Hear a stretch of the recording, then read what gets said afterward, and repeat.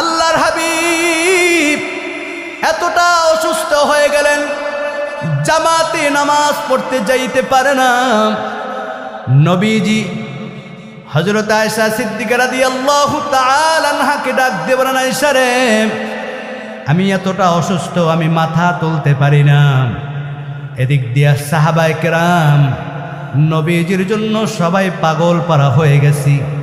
কয়েকদিন ধরে নবীজি এত অসুস্থ, মসজিদের মধ্যে নামাজ পড়তে আসতে পারে না। আল্লাহর হাবিব ডাক দিয়ে বলেন, আয়েশা রে, তোমার বাবা আবু বকরকে আমার মুসাল্লায় দাঁড়াইয়া ইমামতি করতে বলো। হযরত আবু বকর রাদিয়াল্লাহু তাআলা আনহু নামাজ পড়াইতেছেন, আর হযরত আবু বকর কাঁদতে কাঁদতে তিনি হয়রান হয়ে গেলেন। হযরত ওমর ডাক দিল, আবু বকর কেন আপনি কাঁদতেছেন? আবু বকর বলে, ওমর, ইসলাম কবুল করার পরে আমি কোনোদিন নবীর পিছনে সারা জামাতে নামাজ পড়ি নাই। আজকে যেই নবীর মুসল্লায় আমি দাঁড়াইতেছি, আমার বড় ভয় হইতেছে, না জানি আর কোনোদিন নবীর পিছনে নামাজ পড়ার নসিব হবে না। সমস্ত সাহাবীরা নামাজের মধ্যে কাঁদতে কাঁদতে পাগল হয়ে যাচ্ছে। আল্লাহর হাবিব ডাক দিয়ে বলে, আয়েশা রে, ও আয়েশা, এখন কোন নামাজের সময়? হযরত আয়েশা বলেন, ইয়া রাসূলুল্লাহ, এখন এশার নামাজের সময়। আল্লাহর হাবিব বলেন, আয়েশা রে, জানলাটা খুলে দাও, আমার মাথাটা একটু জাগিয়ে ধরো। হযরত আয়েশা সিদ্দিকা রাদিয়াল্লাহু তাআলা আনহা নবী কি যখন জানলাটা খুলে দিলেন, মাথাটা জাগিয়ে ধরলেন, আল্লাহর হাবিব মুস্কি হেসে দিলেন, সাথে সাথে আবার তার মুখটা মলিন হয়ে গেল। হযরত আয়েশা বলেন, ইয়া রাসূলুল্লাহ, আপনি সবেমাত্র হাসলেন, আবার আপনার মুখটা মলিন হয়ে গেল, চোখ দিয়ে পানি পড়তেছে নবী। ও নবী, কারণটা কি? আল্লাহর হাবিব বলেন, আয়েশা রে, যেই নামাজের জন্য আমি কত রক্ত ঝরেছে উহুদের ময়দানে, কত রক্ত ঝরেছে যুদ্ধের ময়দানে, কত কাফেরের মার খেয়েছি আমি এই নামাজ প্রতিষ্ঠার জন্য। আজ আমার বর্তমানে যখন দেখতেছি সাহাবীরা জামাতে নামাজ পড়তেছে, আমি নবীর দিলটা শান্ত হয়ে গেছে। এই নামাজ প্রতিষ্ঠার জন্য আমি কত কষ্ট করেছি। ও আয়েশা রে, আবার আমি কাঁদতেছি এজন্য, আবার আমার উম্মতের মধ্যে একদল উম্মত এই নামাজ পড়বে না, জামাত তারা পড়বে না। এজন্য আমির নবীর মনটা সাথে সাথে খারাপ হয়ে গেল, দিলটা নরম হয়ে গেল।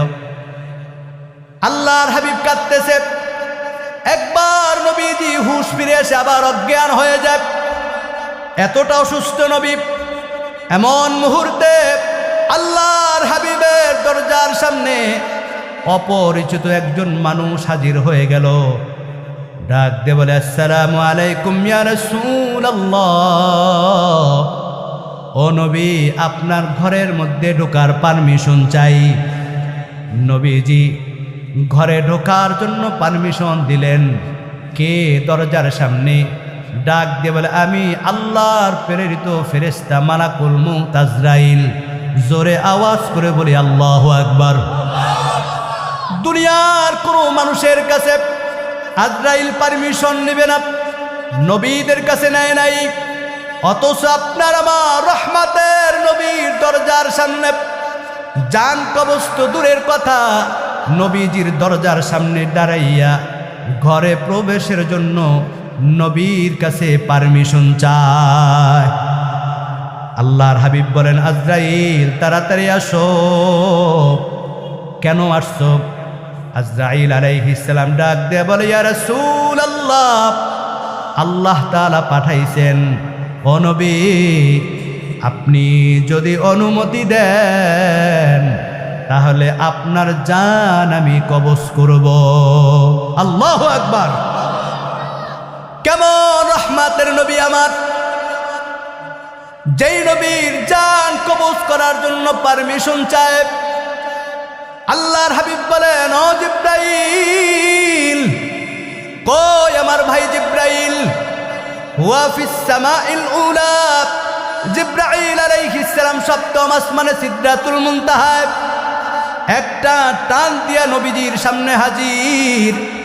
ডাক দিয়ে বলে, জিব্রাইল, মালাকুল মউত আসছে জান কবজ করার জন্য, আমার কাছে অনুমতি চায়। আমি যদি অনুমতি না দেই, জিব্রাইল আলাইহিস সালাম বলেন, ইয়া রাসূলুল্লাহ, যদি আপনি জান কবজের অনুমতি না দেন, আজরাইল আপনার কাছ থেকে চলে যাবে। তবে নবী, আল্লাহ পাক রব্বুল আলামিন এই দুনিয়ার জমিন থেকে পরলোক জিন্দিগিতে আল্লাহ তাআলা আপনার অপেক্ষায় আছেন।